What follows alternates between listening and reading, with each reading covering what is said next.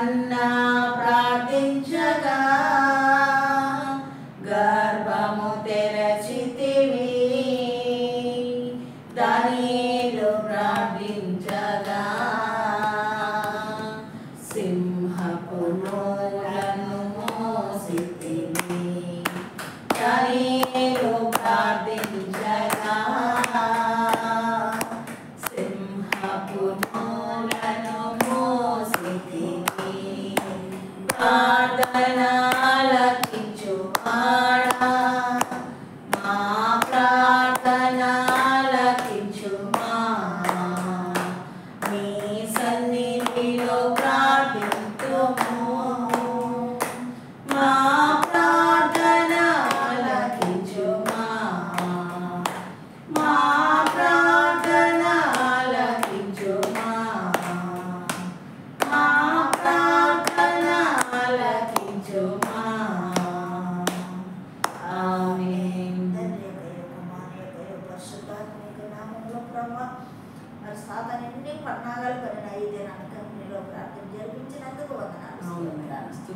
అపవాదిని పడగొట్టే దేవుడు అయ్యా, నీ సన్నిధి ఎక్కడ ఉండదో అక్కడ ఆశ్రదింపబడుతుందని నీ దాసుడు సెలవిచ్చావు.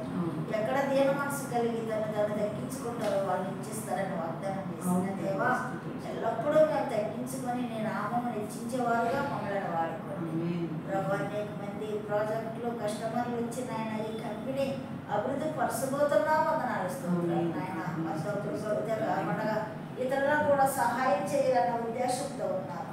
మరి ప్రతి ఇతరులకు కూడా ఇచ్చే భాగ్యాన్ని బిడ్డలకు అనుగ్రహించండి ఆయన వందనాలు. కారు విషయంలో అయా నీ సిద్ధానికి అప్పచెప్పు, నీ సిద్ధం ప్రకారం విషయాలన్నీ ప్రభా నీకు ఇష్టంగా ఉండడం నీ కృప కనుగొనలు దయచేసి, ఆరోగ్యం దయచేసి ఆయన, షుగర్ నుండి విడుదల దయచేసి ప్రభా. బిడ్డ ఒంటరిగా కాదు నేను ఎల్లప్పుడూ తోడుగా ఉంటున్నా నాయన. తల్లి తండ్రిగా సమస్తము నాయన అయిన ఉంటున్నా బిడ్డగా నాయన వందనాలు. ఈ యొక్క కంపెనీ చుట్టూ నీ ప్రకారాన్ని అమ్మని దీవించండి. వృద్ధాప్యంలో కావలసిన బలన శక్తిని రుద్రాలు ప్రభా మనసు మార్చండి. రోత పాత జీవితాన్ని కొట్టివేయండి ప్రభా నాయన. నోటి మాటల ద్వారా నేను కనపరిచేవారిగా అయా, మరి నోటి మాటల ద్వారా అనేకులను ఐక్యపరిచే రీతిగా అమ్మను మీరు వాడండి నాయన. నీకు వందనాలు స్తోత్రాలు. అందరికీ ఉద్దేశంతో వచ్చిందో అనేక మంది కస్టమర్లు ఇచ్చుటకు ఫలించుటకు ద్వారాలు తెరుస్తున్నందుకు వందనాలు స్తోత్రాలు.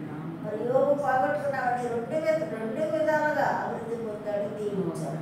ఆ రీతిగా మరి పారమ్మతుందని దిగులు లేదు, కానీ ఇంకా మంచిది, ఇంకా తక్కువ రేట్లో శ్రేష్టమైన ఇస్తూ ఉన్నాయి. అలాగే సొంత కంపెనీ కిందే మరి బిడ్డలకి సొంత కంపెనీ 2 రూములు దొరికితే చాలు. ఆ రీతిగా నాయన మరి బిడ్డలు కొనుక్కుంటున్నాకు నీ కృపణ దయచేస్తాను. నా సరే నాయనకి ఏం అడగలేదు బిడ్డల ఈ కార్యం చేసి పైన ఇది నాకు ఒకరితో ఈ సన్నిధిని తోడుగా ఉంచండి. మమ్మల్ని నడిపించినందుకు వందనాలు. ఈ సేవలో బలముగాను, దృఢముగాను, నమ్మకముగాను, యథార్థముగా మరి ఏది ఆశించుకోకుండా ఈ వాక్యం విద్యేవారుగా నీ దోషం నన్ను వాడుకోమని యేసయ్య నామములో అడుగుతున్నాను తండ్రి. ఆమేన్. ఆమేన్.